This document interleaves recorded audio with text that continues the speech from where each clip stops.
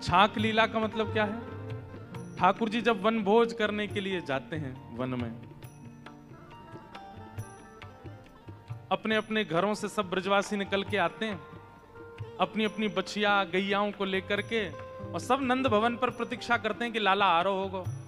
तब अपनी छोटी छोटी गैयाओं को लेकर के ठाकुर जी आते हैं बाहर। और कैसे आते हैं वो झांकी कैसे पता है?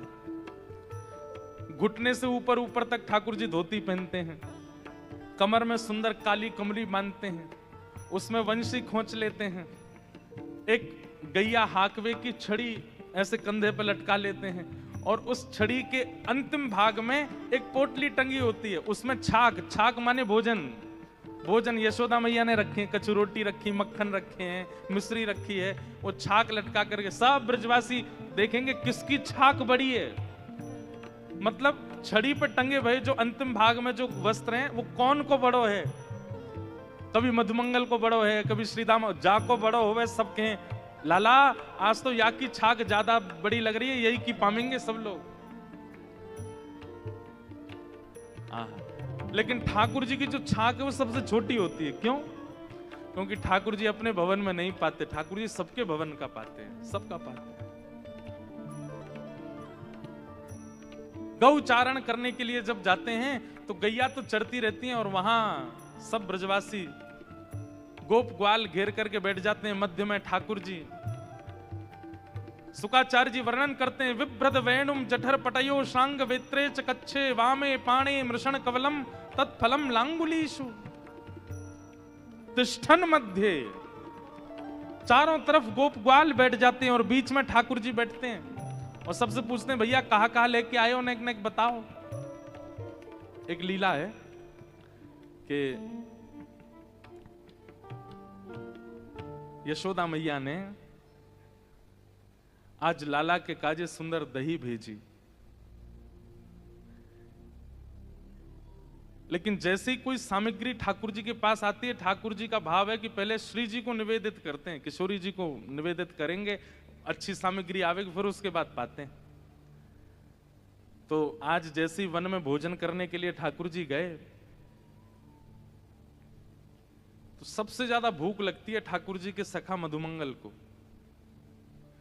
वन में पहुंचने की देरी नहीं होती कि चिल्लाना शुरू कर, लाला भूख लग रही है बहुत जोर से, जल्दी से छाक खोल ले, लाला अभी तो भूख लग रही है, कब पहुंचेंगे हम, कब बैठेंगे, जल्दी खोल ले, अरे मुकुश श्रीदामा की छाक में ते अचार की खुशबू आ रही है, लाला जल्दी खोल ले। ठाकुर जी कहें तो नेक में ही भूख लगी आवे, भोजन को कोई नाम बोल दे तेरे मुंह में ऐसा पानी आवे, तो सुबह बाल भोग ना करके आयो लाला, इतने चल के आए ना बात मेरा सबरो भोजन पच गो, मुंह फिर तो भूख लगी आई।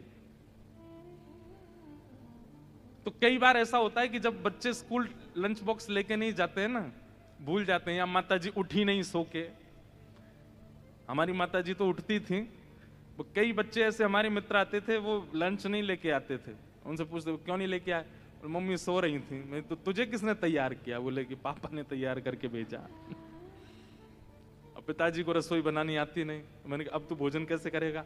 बोले कह रहे थे पिताजी की लंच टाइम तक आ जाएगा, तो होता था। फिर लंच टाइम पे वो कोई आते थे नीचे से, टीचर वो तुम्हारा लंच बॉक्स आ गया ले आओ, ऐसा होता था। आप लोगों के संग पता नहीं, हमारे संग होता था। कई बच्चे ऐसे आते थे, उनकी माता ही सोती रह गई तो बेचारे लंच पीरियड पे ही उनका लंच बॉक्स आता था। तो कई बार यशोदा मैया सोती नहीं रह जाती हैं, ठाकुर जी ही जल्दी भाग जाते हैं, छाक लेके जाते नहीं। तो फिर यशोदा मैया किसी सखी के हाथ छाक भिजवाती हैं, उसको कहते हैं छकियारन। क्या बोलते हैं? जो ठाकुर जी की छाक लेके जाती है, छकियारी। तो इसमें दो बातें हैं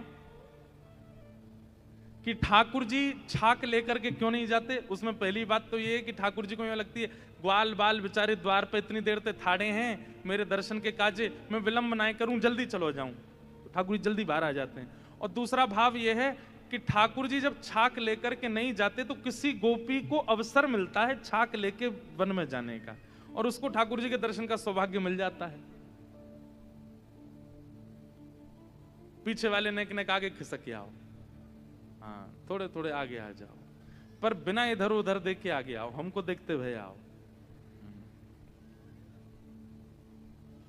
गांधी धाम वाले इससे भी बड़ा हॉल बनवा लो अगली बार के लिए, तब आवेंगे। आप लोग इतने भाव से आते हैं, इतने प्रेम से श्रवण करते हैं, तो ध्यान से सुनना। ये छवि का दर्शन वज्रनाभ को हो रहा है जो हम अनुभव करा रहे हैं। तो आज ठाकुर जी छाक लेकर के नहीं आए। मधुमंगल बोलो मुझे तो भूख लग रही है, अरे मेरे तो पेट में दर्द है लगो, अरे मुझे तो बहुत जोर से भूख लगी है। सब सखा के बोले लाला जी तो भूखो ही रहे 24 घंटा, या तो नेक में ही भूख लग आवे। सुबह बाल भूख करके निकला है घर से, वो केवल इतनी दूर गयो है कि केवल घर से निकल के वृंदावन से बाहर यमुना जी के तट पर, इतने में तो भूख लगी आई उसको। और ये कैसा है, अभी छाक आरोग लेगो, छाक पालेगो, और छाक पावे के बाद जब वापस घर जाएगो फिर रोने लगेगो कि मुझे भूख लग रही है, मेरा सबरो पचगो, चल के आया हूं, इतनी भूख लगे। मधुमंगल बोलो लाला भूख लग रही है। ठाकुर जी बोले मैं तो छाक लायो नहीं हूं, कोई छकियारी आ रही होगी देखियो। तो मधुमंगल ऊंचे ऊंचे वृक्षों पर चढ़ करके ढूंढ रहा है, अरे कोई छकियारी आई का, कोई छकियारी आई का, कोई भोग लेके आ रही है का घर से। और बार बार कहे लाला अभी तो कोई दिखना है रो, अभी तो कोई आए ना रो। तो ये लीला एक दो दिन की नहीं है, रोज सी होती है। तो छकियारिन दूर से देख लेती है कि एक पेड़ पर मधुमंगल चढ़ा हुआ है और ये भोजन की प्रतीक्षा कर रहा है, तो जानबूझ के छकियारी कहीं और चली जाती है कि और व्याकुल हो जाए। लेकिन आज यशोदा मैया ने ऐसी सुंदर दही भेजी, क्योंकि यशोदा मैया को पता रोटी तो ये दूसरे इनके घर की खावे को, मैं कुछ सामग्री भिजवा दूं। वह दही को देख करके ठाकुर जी के मन में इतना सुख आयो। जैसी छकियारी आई, मधुमंगल नीचे आगो, आकर के लड़न लगो, हेरी तो इतनी देर लग गई, इतनी देर लगो करे, हम यहाँ भूखे बिलबिला रहे हैं, भूख लग रही है, लाला बेचारो भूखो बैठो है। ठाकुर जी बोले सांची बोले कर, कोई और भूख ना लगी, यही लग रही है सबसे ज्यादा। लेकिन दही का रूप रंग देखते ही ठाकुर जी बोले ये तो पहले श्री जी को पधरानी चाहिए।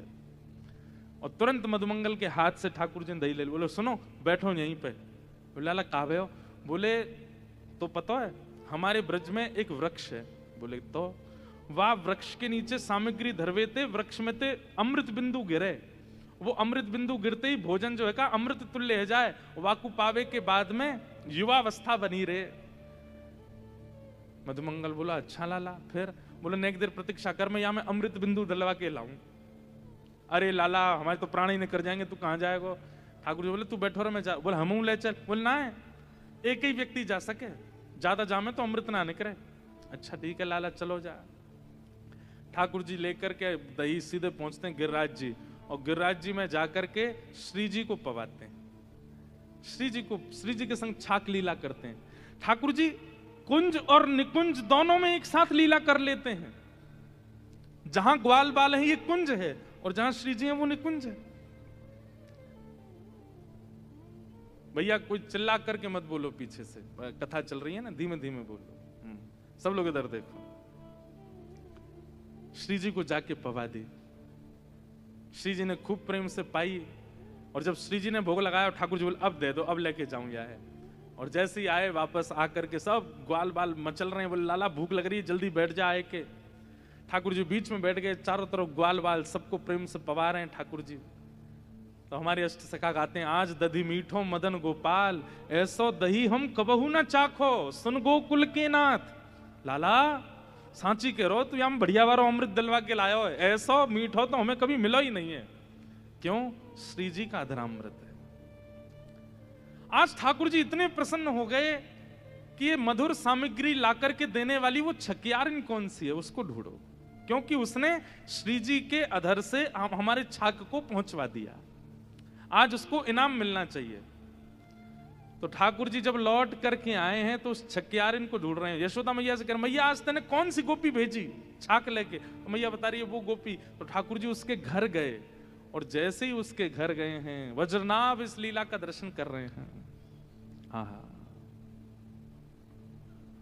सावर सखी बड़ी बड़ भागने, सावर सखी बड़ी बड़ भागने, सावर सखी बड़ी बड़ भागने,